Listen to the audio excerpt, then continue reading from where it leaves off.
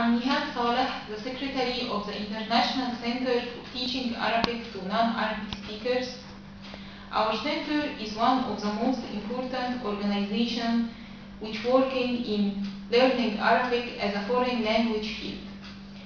And the center aims to spreading Arabic language and its culture, support a unique service, enabling the learner to join Egyptian universities and training teachers to teach Arabic as a foreign language. The center receives learners at different levels, ages, and nationalities. Concerning the courses that the center provided, there are Standard Arabic, Curricular Arabic, Syntax and Morphology, Arabic Rhetoric, Conversational Arabic, Newspaper Reading, Islamic Law, Calligraphy, and Arabic as a foreign language teacher course. These courses are divided according to 4 educational stages, which are the pre-monthly stage, and the learner at the end of the stage will know the Arabic alphabet and formulate Arabic words. Number 2, the beginner's stage, and the learner at the end of the stage will be able to formulate Arabic sentences, understand what is said and written in Arabic, express easily what he needs in his daily life, and hold conversations with Arabs in acceptable way.